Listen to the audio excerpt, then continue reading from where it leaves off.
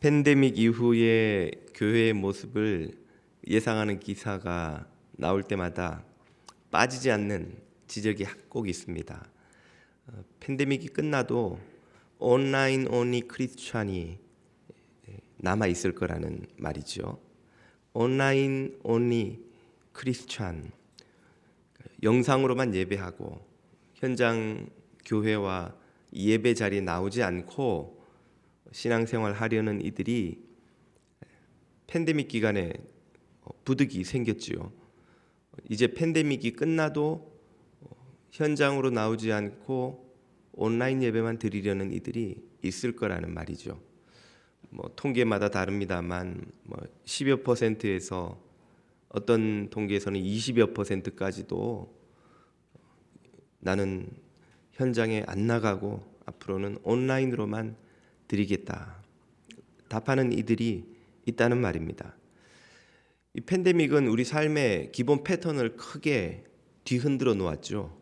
수십 년 동안 지속되던 삶의 방식, 송두리째 뒤흔들어 놓았는데 우리의 신앙생활도 마찬가지입니다. 강제로 온라인 예배를 대부분의 교인들이 한동안은 드리지 않을 수 없었죠. 어쩔 수 없이 드렸는데 드리다 보니까 의외로 또 편한 점도 있어요. 주일 아침에 차 몰고 멀리 가지 않아도 돼. 시간도 절약해, 가스도 절약해, 파킹을 스트레스 받을 일도 없어.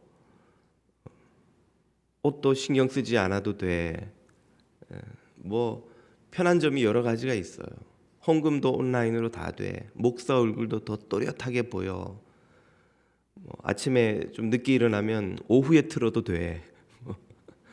이렇게 편안하게 신앙생활을 해보니까 그것도 나쁘지 않은데 이런 생각을 하는 이들이 나타난단 말씀이죠.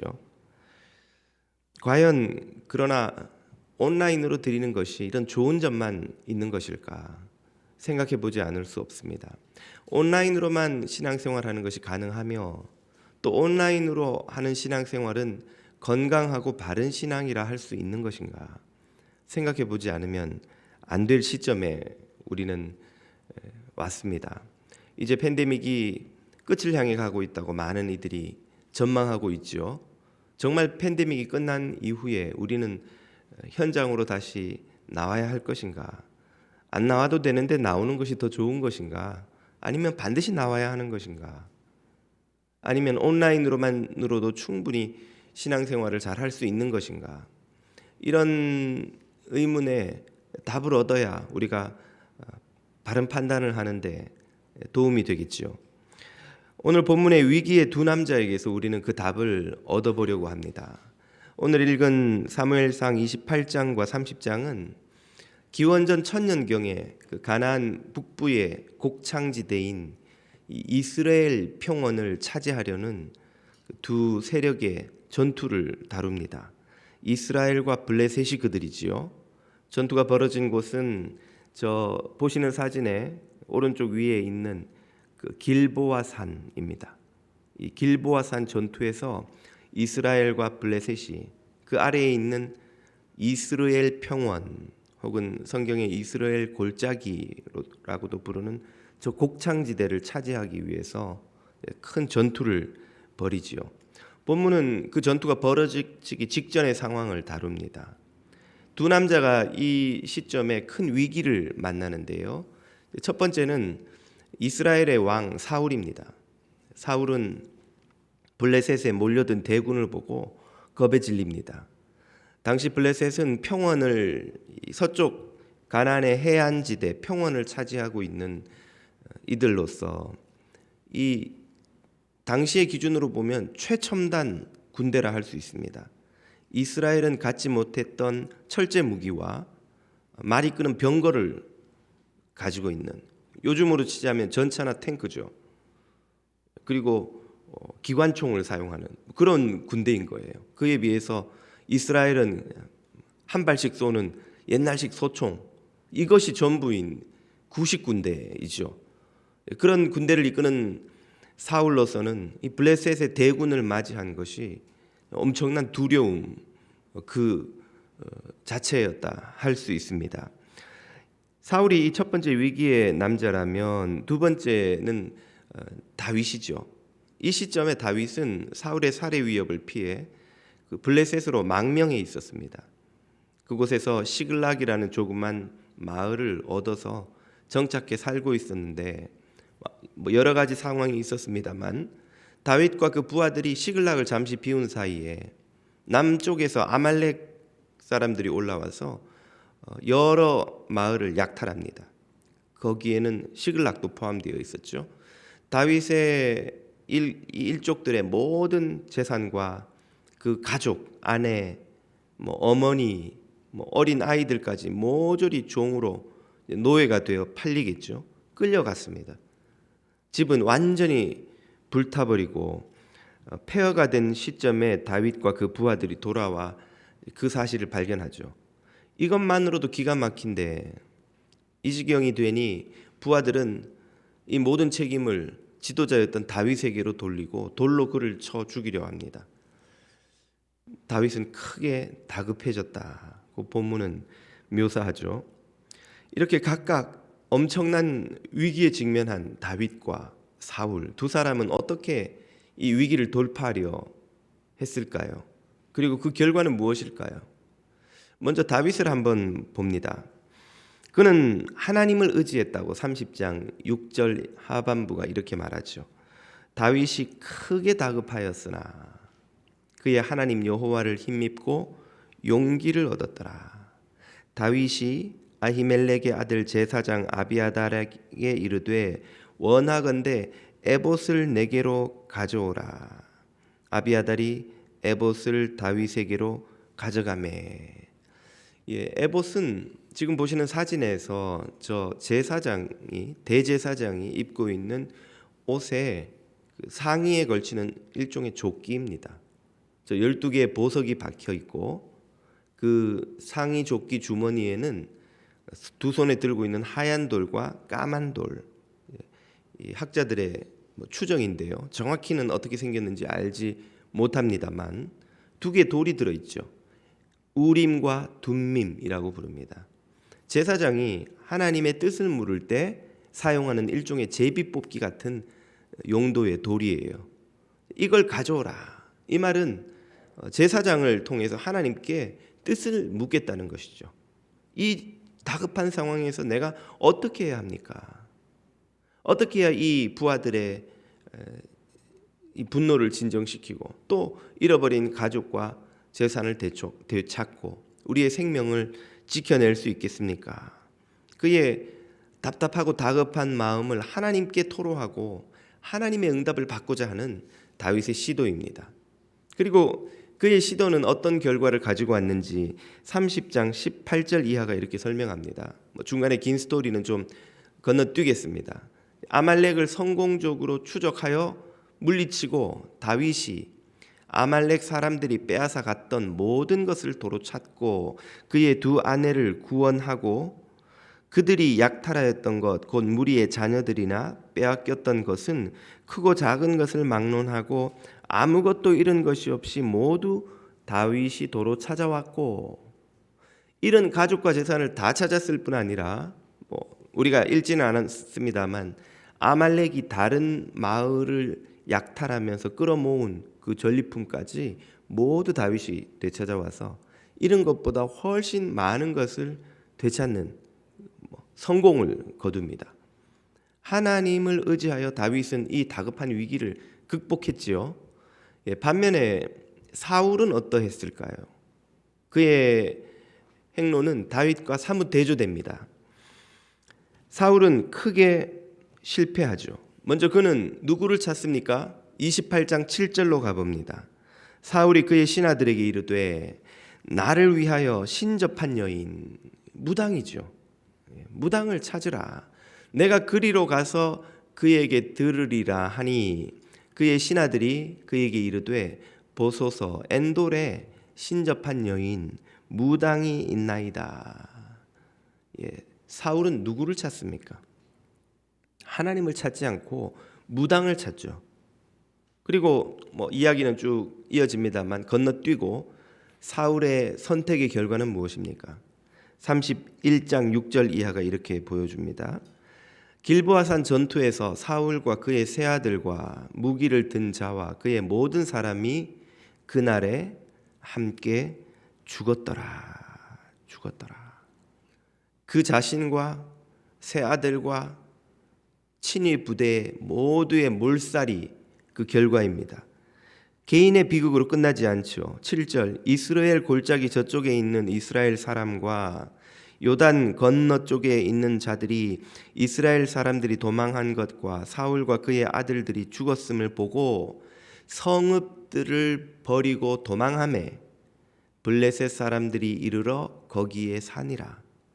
그 곡창지대에 알짜배기 같은 그 마을들을 싹 다 뺏긴 거예요. 블레셋에게. 사울 일가의 개인적 비극을 넘어서서 이스라엘 국력에 엄청난 타격을 입게 된 것입니다. 참 사울의 예는 다윗과 대조되고 안타까운 그것이 아닐 수 없습니다. 우리 인생의 위기를 만나면 사울과 같이 하지 말고 다윗처럼 하나님을 의지하여 위기를 기회로 바꾸어 승리하는 여러분이 다 되시기를 축복합니다. 누가 봐도 사울의 길을 가서는 안 될 터이고 다윗의 길을 쫓아가야 한다는 것이 자명한데 문제는 이것입니다. 왜 사울은 도대체 이스라엘의 왕이라는 자가 무당을 찾아가는가? 사울에게는 다윗처럼 하나님을 의지해야겠다는 생각이 정말 눈꼽만큼도 없었던 것인가? 본문을 잘 보면 사울이라고 하나님을 찾지 않은 것이 아닙니다. 본문 28장 6절로 가볼까요? 사울이 무당을 찾기 전에 그는 먼저 이렇게 하죠. 사울이 여호와께 묻자오되 여호와께서 꿈으로도 우림으로도 선지자로도 그에게 대답하지 아니하심으로. 그래서 사울이 무당을 찾아간 거예요. 사울이 하나님을 찾지 않은 것이 아니라 찾았는데 아무런 응답을 받지 못하자 답답한 마음에 절망적인 마음에 궁여지책으로 무당을 찾아간 것이죠. 그러면 하나님은 도대체 왜 다윗에게는 응답하시면서 사울에게는 응답지 않으시는가? 사울에게만 무슨 억하심정이 있는 분이신가? 그 이유가 무엇일까요? 본문 6절을 다시 잘 보면 그 답이 숨어 있습니다. 사울이 여호와께 물었는데 여호와께서 어떻게 대답지 않으셨습니까? 세 가지죠. 꿈, 우림, 선지자. 이 세 가지는 구약의 성도들이 하나님의 음성을 듣는 대표적인 세 가지 방식입니다. 꿈은 하나님으로부터 직접 개인적으로 받는 응답이라 할 수 있죠. 두 번째인 우림은 앞에 설명을 좀 드렸습니다만 제사장을 통해 응답받는 거예요. 제사장이 입고 있는 옷에 에봇이라는 조끼에 들어있는 주머니 속에 우림과 둠림이란 하나님의 뜻을 묻는 도구가 있죠. 그러니 에봇을 가져와라. 우림을 통하여 이건 모두 제사장을 통해 하나님의 음성을 듣는다 그 뜻입니다. 꿈으로도 응답하지 않으시지만 제사장을 통해서도 응답지 않은데 제사장은 항상 제사 업무를 보며 자격을 갖춘 그러니까 엘리의 후손이죠. 그리고 더 엄밀히 말하면 아론의 후손 또 그 위로 가면 레위 자손 중에서 그 자격을 갖춘 이가 항상 제사 업무를 보며 백성들 혹은 왕을 돕는 역할을 합니다. 제도화된 채널이라고 볼 수 있죠. 그 제도화된 채널을 통해 하나님은 응답지 않으시더라는 거예요. 세 번째로 선지자를 통해서도 응답지 않으십니다. 선지자는 제사장과 달리 자격을 갖춘 특별한 이가 존재하지 않습니다. 항상 선지자가 머무는 장소나 시간이 역할이 있는 것도 아니죠. 그저 성령께서 원하시면 언제 어디서 누구에게라도 임하셔서 그를 선지자로 부르셔서 한시적으로 하나님의 음성을 전달하는 메신저로 쓰십니다.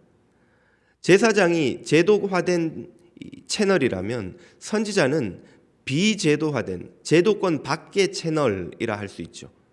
자, 이렇게 개인적인 채널과 제도화된 채널 그리고 비제도권 채널 모든 채널을 다 동원해도 하나님께서 사울에게는 응답지 않으셨다는 거예요. 여기서 제일 중요한 것은 바로 이 제도화된 채널 제사장입니다. 왜 하나님이 선지자를 통해서도 꿈을 통해서도 응답지 않으셨는지는 이 제사장을 통해서 제사장에 관한 메시지를 통해 우리가 확인할 수 있습니다. 왜 사울이 아무 응답을 받지 못했고 결국은 무당을 찾아갈 수밖에 없었는가? 그의 곁에는 제대로 된 응답을 줄 꿈이나 선지자는 뭐 항상 곁에 머무는 이가 아니잖아요. 항상 일어나는 방식이 아니죠. 하지만 제사장은 항상 그의 곁에 머물러야 하고 머무를 수 있는 존재입니다. 그런데 왜 아무도 그의 곁에 없었는가? 제사장마저 응답의 채널이 되지 못했는가? 이 사실은 사무엘상을 앞으로 거슬러 올라가 보면 답을 얻을 수 있습니다. 21장으로 가보면 다윗이 사울의 살해 위협을 피해 도망치는 이야기가 나오죠. 다급했던 다윗은 근처에 있는 노비란 타운에 가서 그 당시에는 성막이 노베에 있었다고 학자들은 추정합니다. 그랬기에 제사장들이 거기 몰려 있었죠. 노브는 제사장 타운이었습니다. 그 제사장 중 우두머리였던 아히멜렉에게 음식을 좀 얻어먹고 또 도피 생활을 합니다. 그 사실을 전해들은 사울이 진노하여서 아히멜렉과 그 일가들을 모두 잡아와서 죽이려 합니다. 그때 정황이 22장 17절 이하에 이렇게 나옵니다. 사울 왕이 좌우의 호위병에게 이르되 돌아가서 여호와의 제사장들을 죽이라. 그들도 다윗과 협력하였고 또 그들이 다윗이 도망한 것을 알고도 내게 알리지 아니하였음이니라 하나.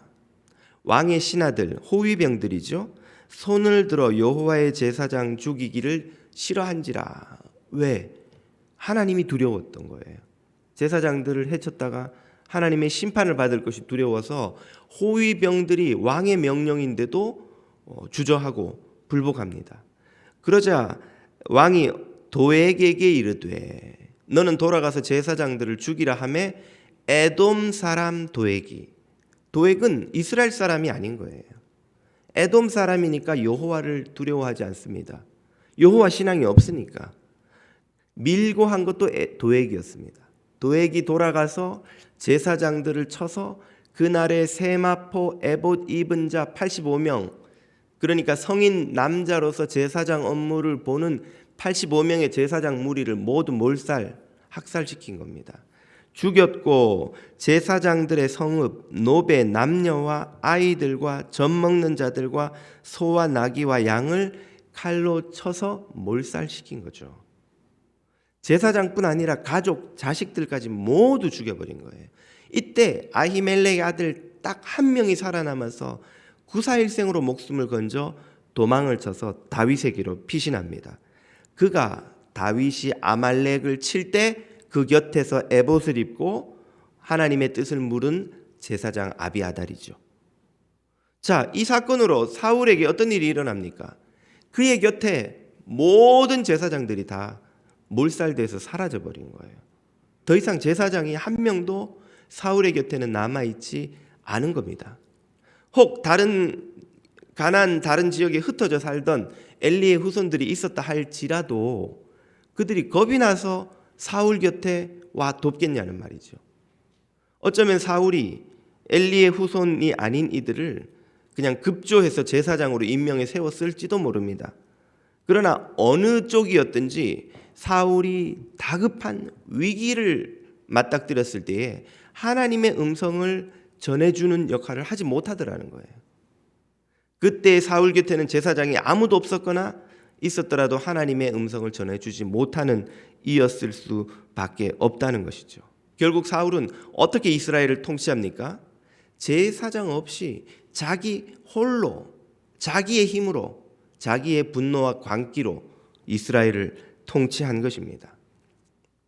사울이 제사장을 죽였다는 사실은 뭘 보여줍니까?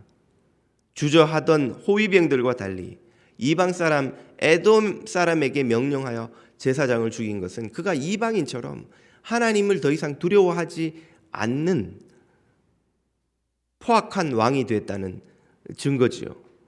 그 사이에 우리가 건너뛰긴 했습니다만 여러 가지 하나님의 명령을 불순종하는 사울의 장면이 이어집니다. 예수님도 제자들을 영접하는 것이 곧 당신을 영접하는 것이라 하였지요. 하나님께서도 제사장은 물론 선지자나 꿈을 통해서도 사울에게 응답하지 않으시는 이유가 무엇인지 바로 이 사건이 미리 보여주었습니다. 사울은 하나님과의 완전히 단절된 삶을 살았던 것이죠. 하나님과의 모든 채널이 막혀버린 삶을 살았던 것입니다.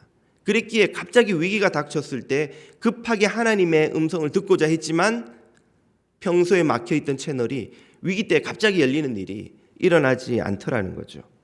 그의 멸망을 그는 스스로 초래한 것입니다. 바로 이 사울의 사건 그리고 다윗의 사건, 위기를 돌파하려 했던 두 남자의 사건이 우리에게 시사하는 바가 큽니다. 온라인 예배가 가능한가? 우리가 질문을 던질 때에 온라인 예배가 과연 바른 신앙인가? 답을 얻고자 할 때에 참고할 필요가 있습니다. 온라인 온리 신앙생활은 하나님과의 단절을 초래하는 결코 건강하지 않은 방식입니다. 왜입니까? 사울이 하나님의 음성을 들으려 했던 세 가지 채널을 오늘 우리에게 한번 적용해 보겠습니다. 사울이 들으려 했던 꿈은 우리가 개인으로 하나님 앞에 나아가 기도하는 경건 시간에 해당되겠지요. 사울이 들으려 했던 두 번째 제사장 채널, 제도화된 채널은 오늘 우리의 공예배, 설교, 또 목회자와의 상담과 같이 하나님이 항상 제도권 내에 만들어 두신 이 채널이라 할 수 있습니다. 세 번째로 선지자는 어떤 것일까요? 그것은 제도화되지는 않았지만 하나님께서 때때로 우리에게 당신의 뜻을 전달하기 위하여 사용하시는 채널이라 할 수 있습니다. 그것은 안수받은 목사는 아니지만 함께 신앙생활하는 성도들, 믿음의 선배들, 혹은 지인들, 날 위해 기도해 줄 수 있는 구역 식구들, 이런 이들이라고 볼 수 있습니다. 그들은 정기적으로 내게 설교하는 사람은 아니지만 때로 그들이 날 위해 기도하고 염려하고 마음을 쓰다가 나에게 격려를 주기도 하고 위로를 주기도 하고 충고를 주기도 하고, 그래서 하나님의 음성을 전달하는 채널이 되기도 하지요. 이런 세 가지 채널이 우리에게도 있습니다만 온라인 온리 크리스찬의 삶은 이런 채널로부터 다 스스로를 단절시킵니다. 제일 먼저 비제도권 채널인 성도 간 교제를 단절시키지요. 우리가 성도들과 함께 신앙생활하면서 얼마나 풍성한 은혜를 입는지 모릅니다. 여러분, 자녀를 양육해 보신 분들은 아시겠습니다만 아이를 학교에 보내면 아이들이 학교 생활하는데 필요한 여러 가지 정보를 어디서 얻으십니까? 학교에서 공식 레러가 물론 날아옵니다만 그것만으로 아이들에게 필요한 정보가 다 공급되지는 않죠. 그 못지않게 더 많이 같은 학부모들, 비슷한 또래 아이들을 키우는 옆집 사람들, 지인들, 친척들, 먼저 아이를 키워본 선배들, 이런 사람들에게 이것저것 물어보고 답을 얻잖아요. 학교에서 보내주는 공식 레터만으로 아이에게 필요한 모든 정보가 공급되는 그런 학교는 없습니다. 오히려 정말 필요하고 유익한 정보는 공식적인 레터에 적혀 있지 않죠. 행간에 있는 많은 알려지지 않은 일들이 이미 아이들을 키워본 학부모들, 선배들, 지인들, 친척들, 옆집에 아이를 보내는 부모들이 겪고 경험하고 풍부한 정보를 가지고 있기에 우리가 그런 사람들에게 물어보지 않습니까? 물어보고 얻고 도움을 얻죠. 신앙생활도 마찬가지입니다. 목사가 하는 설교, 예배, 공예배를 통해 얻는 은혜만으로 신앙생활 할 수 있는 사람은 없습니다. 일주일에 딱 1시간이에요. 24시간 주 7일의 삶에서 1시간을 하나님 만나는 이 경험만으로 신앙생활이 지속되는 이는 없는 거죠. 그러면 많은 시간 우리의 하나님과의 채널에 하나님의 음성을 우리에게 들려주는 채널, 이 무엇이 되나요? 같은 구역에서 우리를 신경 쓰고 기도하고 염려하고 이야기를 들어주고 또 이야기를 해주고 함께 신앙생활하는 이들의 격려와 위로와 권면과 충고와 기도가 우리를 지탱케 하는 힘이 되기도 하고 하나님의 음성을 듣는 채널이 되기도 하고 또 다른 하나님의 역사하는 방식을 듣는 하나님의 사용하시는 도구이죠. 비제도화된 채널이라고 할 수 있습니다. 이런 풍성한 은혜를 성도 간 교제를 통해 얻기 때문에 히브리서는 뭐라고 우리에게 권면하나요? 모이기를 패하는 어떤 사람들의 습관과 같이 하지 말고 오직 권하여 그날이 가까움을 볼수록 더욱 모이자는 거예요. 모여서 함께 기도하고 함께 공부하고 함께 고민을 나누고 함께 격려하고 서로를 위로하고 서로를 일으켜 세워주고 내 다리가 피곤할 때는 옆 사람의 다리에 의지하여 함께 걸어가는 신앙의 삶을 살라고 우리에게 권면하고 있죠. 온라인 온리 신앙생활은 두 번째로 제도권 채널에도 단절을 가져옵니다. 온라인으로만 예배를 드리다 보면 목회자와의 관계의 형성이 전혀 되지 않죠. 목회자에게 상담을 하거나 고민을 나눌 지혜를 얻을 방법이 없습니다. 예배는 들을 수 있고 설교는 들을 수 있으니 그것만으로도 되지 않나요? 생각할 수 있지만 그것조차도 사실은 오래 지속되면 많은 부분 단절이 일어납니다. 2년 넘는 팬데믹을 겪으면서 우리가 다 깨닫게 됐죠. 온라인 온리 예배에 바른 마음가짐을 갖기가 무척 어렵다는 것을 말입니다. 때로 우리는 세수도 하지 않은 채 아이패드를 켜고 그 화면 앞에 앉습니다. 많은 이들이 파자마 바람으로 그저 그 앞에 앉기도 하지요. 예배에 집중하려 하면 옆에서 아이들이 왔다 갔다 하고 집안일이 이 눈앞에 보이고 뭐 세탁기 돌아가는 소리 들리고 막 밥 짓는 소리에 삑삑 소리 나면 또 일어나서 그 끄고 와야 되고 우리를 방해하는 것이 너무 많습니다. 아무도 옆에서 나를 붙들어 주지 않기 때문에 내가 예배 드리다 그만 소파에서 몸이 축 처져서 일주일 내 피곤하니까 잠이 들어버리면 그냥 그 시간이 지나가 버리죠. 그런 방식으로 예배에 집중하고 영적 긴장감을 유지하기가 대단히 어렵다는 사실을 우리가 다 겪지 않았습니까? 예배는 1시간 동안 화면을 지켜보고 있다고 드릴 수 있는 게 아닙니다. 예배는 신령과 진정으로 온 마음과 정성을 다하여 드리는 것이어야 마땅하지요. 예수님께서 말씀하신 바 하나님은 영이시니 예배하는 자가 영과 진리로 예배할지니라. 이는 마치 사랑하는 연인이 데이트하는 동안 온 마음을 다해 그에게 집중해야 하는 것과 마찬가지입니다. 온라인 온리의 예배는 마치 연인들이 우리 데이트를 온라인으로만 해 라고 하는 것과 유사합니다. 부부가 우리 결혼 생활을 온라인으로만도 충분히 할 수 있지 않겠어? 얼굴 다 보여, 대화 다 돼. 뭔 소리 하는지 나 다 알아들어. 그저 우리 결혼 생활을 온라인으로만 하는 건 어때? 하는 것과 마찬가지입니다. 연인은 만나서 손을 잡고 걸어야 그게 데이트인 거예요. 부부는 얼굴을 마주 보며 서로 시간을 보내고 집안일을 함께 하고 또 함께 삶을 꾸려가는 것이 부부이죠. 온라인으로만 부부 생활이 안 되고 연인의 관계가 지속될 수 없는 것처럼 온라인으로만 하나님과의 관계가 지속되는 것도 불가능합니다. 마지막으로 자연스럽게 세 번째인 그 개인 경건 시간도 소홀해질 수밖에 없지요. 사울을 보십시오. 그가 제사장을 죽였을 뿐이지만 선지자도 나타나지 않습니다. 꿈으로도 하나님은 말씀하지 않으세요. 이 말은 제도권 채널이 하나님과의 관계에서 약해지면 거기에 단절이 일어나면 다른 채널도 다 막힌다는 뜻입니다. 공예배를 소홀히 하고 성도 간의 교제가 없는데 개인 기도는 풍성하게 은혜가 흘러넘친다? 그런 일은 신앙생활에서 일어나지 않는다는 말이죠. 요약하자면 온라인 온리는 교회와 단절된 채 하나님과 잘 살아보겠다는 것입니다. 교회와 아무런 연을 맺지 않은 채 그 교회를 세우신 하나님과는 아주 은혜로운 관계를 맺어보겠다는 부질없는 시도이죠. 불가능한 일입니다. 교회는 하나님의 은혜의 통로이기 때문이죠. 에베소서 1장은 그리스도와 교회와 그리고 세상과의 관계를 이렇게 묘사합니다.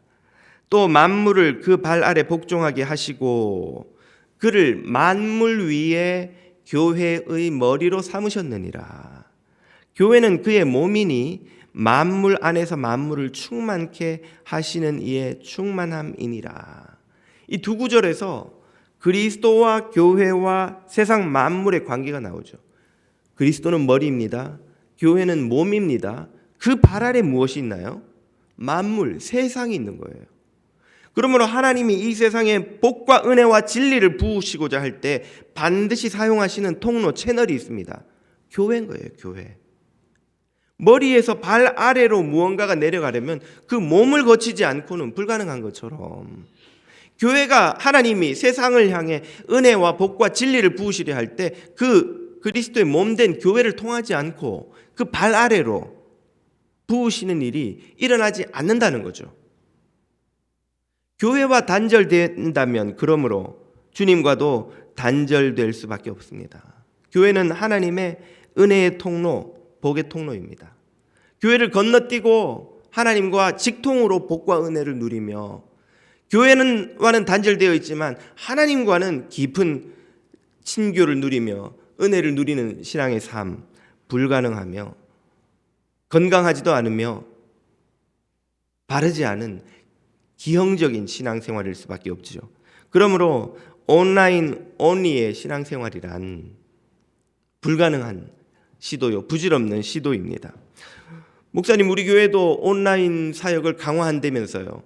그것은 온라인 환경에서 자란 세대를 하나님에게로 인도하여 교회로 초청하려는 것이지 그들을 온라인 세계 속에서만 살게 해주려는 시도가 아닙니다.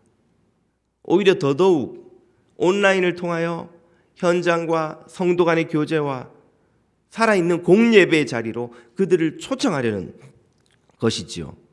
주님은 교회를 통해 성도와 세상에게 복을 주십니다.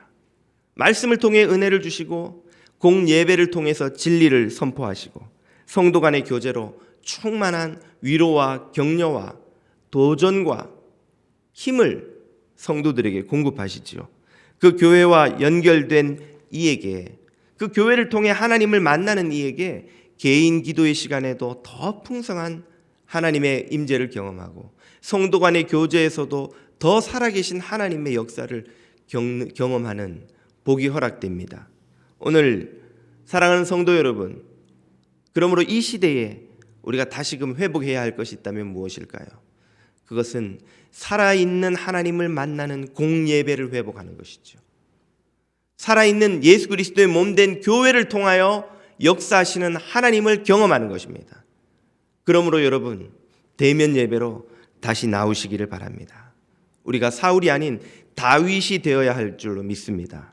우리 예배와 교회를 사랑하시고 위기를 기회로 승화시키는 하나님의 용사 다윗과 같은 성도들이 다 되시기를 주님 이름으로 축복합니다. 기도드리겠습니다.